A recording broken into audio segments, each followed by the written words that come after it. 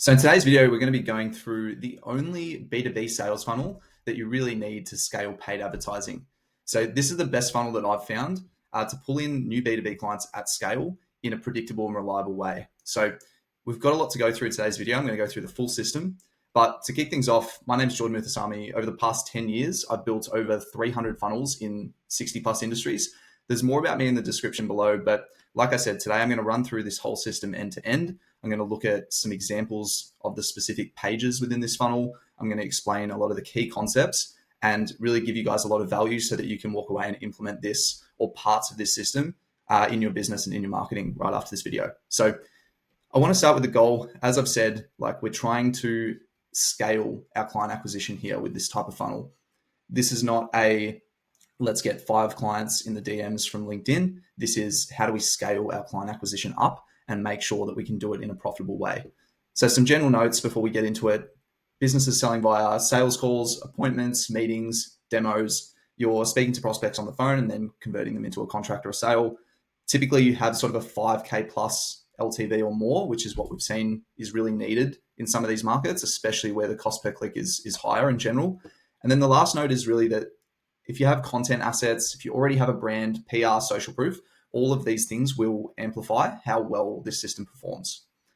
Now, before getting into all the good stuff here, the first thing we start off with always is, does the unit economics stack up, right? And I put this quote here because it really summarizes unit economics at a core. But the quote is that victorious warriors win first and then go to war, while defeated warriors go to war first and then seek to win.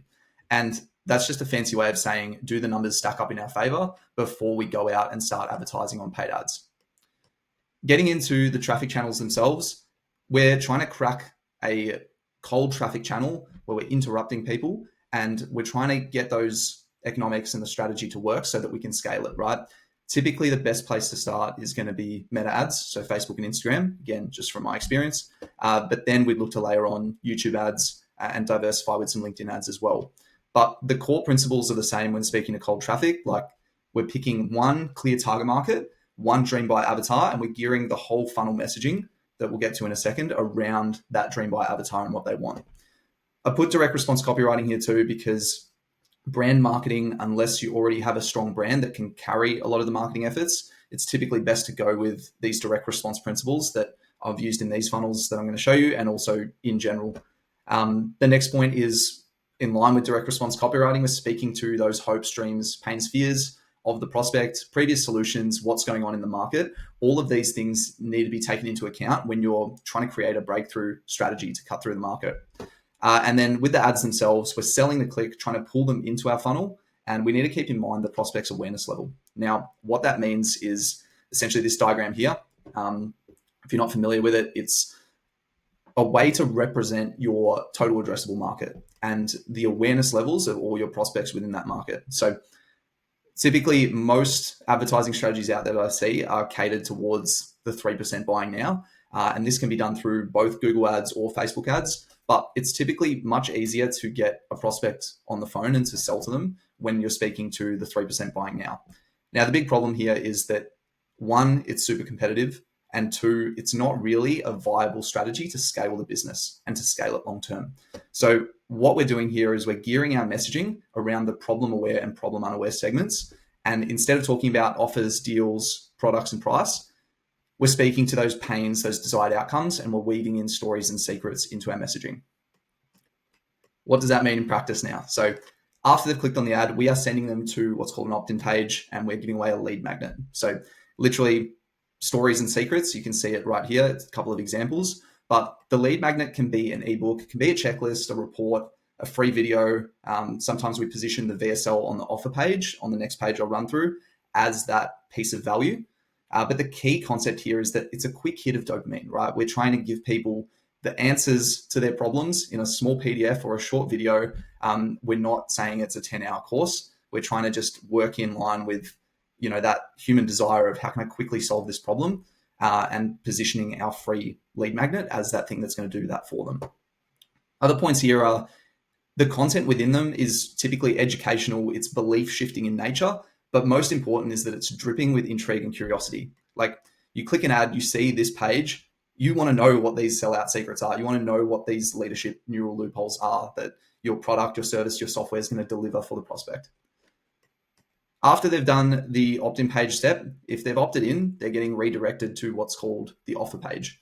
And on this page, we're presenting an irresistible offer, not in the same way that you typically see other people talking about these offers. This is more of a marketing offer as opposed to a sales offer that you're making on the phone. And for these types of B2B funnels, we're typically making a marketing offer that's around speaking to the team, and we're positioning that sales call or that demo call as something of value instead. So I'll show you an example of exactly what that means, but to run through a few more things on the offer page, the headline reflects the primary angle or the hook that we're using for the campaign. And with that, we're trying to get message market fit, which is a fancier way of saying product market fit in a marketing sense. And we're really trying to get a message that resonates with what the market wants, what's top of mind, and we're trying to get inside their head and really speak to those pains, fears, hopes, and dreams that they have. Next one's here, a value equation. This is obviously a popular concept from Alex Hormozi, but it's a really simplified way to think about what are we trying to give them and how can we reduce the pain and the sacrifice, the time of them getting that outcome. Power guarantee as well, we'll go into it, but it's linked as close as possible to the desired end outcome that someone wants. So the closer we can link it, the stronger the guarantee is going to be.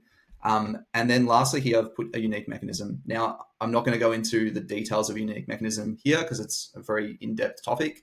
But in short, it's a way to uniquely position how you get the prospects their desired outcome in a unique way. And it's essential with competitive markets. So just to skim over some of these offer pages here, you can get the gist of how we're sort of promising that desired outcome, what claim we're making, whether it's scale-ready software through the solution, whether we are scaling the business up while forexing the profits for a home service company here, or we're installing this auto profit flywheel, which is an example of a unique mechanism as well. On the guarantees side, you can see how this example for a software, we're essentially guaranteeing that our product is going to do what we're claiming it is. Otherwise, they're not going to pay fees on those tickets that they're selling. And another example here with certifications. So certifications helping businesses win high value jobs. We're positioning that sales call here as you hop on your rapid certification session and you get certified without the headaches in as little as 10 days and you get a bunch of free bonuses. So immediately there, you can get a clear example of what are the key parts of the offer page that carry the most weight and that ultimately lead people to converting after they've gotten on that initial sales call. Moving through the rest of the funnel here, there's not too much going on from the perspective of what really generates results. Most of the part that carries the most weight I've covered already. All of this is really increasing the throughput through the system and helping support those unit economics that we went through at the start. So the next step after the offer page is a qualifying questionnaire or form. This is where we kick people out. We don't show them the calendar if they're not our ideal prospects, right? And this obviously changes for every business, but if they get to that point, they don't submit the questionnaire and the offer, we're sending them through a nurture sequence. We're using content-focused retargeting ads. Essentially, just think about the awareness bridge, the belief-shifting content that you would put in those emails. Instead, we're putting it in the retargeting ads as well. And then this is the key step here around the appointment setter, the SDR, the AI SDR as well. It's really to maximize ROI. And what I mean by this is the people that don't submit their details on this offer page, we've already got their phone number, their name and email from the lead magnet, right? So this is the point where we can really maximize and we can squeeze as much ROI out of the campaign as soon as we introduce one or more sales reps that are able to perform this action. And on average, across almost every single campaign I've worked on, if we have someone doing this step, we're going to see a better ROI. And therefore, it means we're going to be able to scale the campaign further than what the competition is able to do. Next steps here are what happens after that questionnaire. So let's say they've come back, they've submitted it. If they're qualified, they go straight to the booking page where they can book in a time to speak with the team.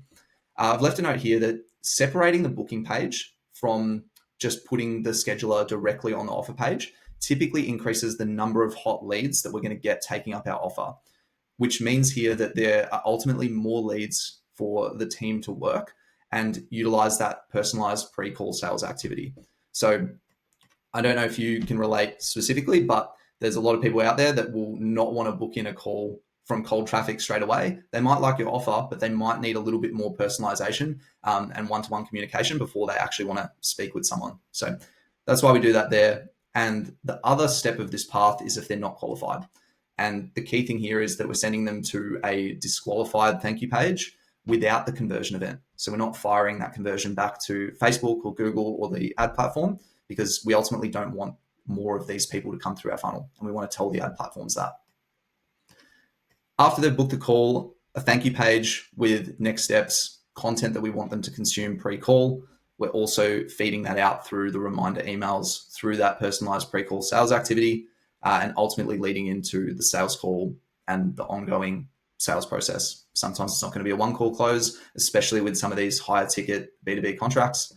And then you can see, obviously, the end goal is that we're collecting the cash and getting the contract signed.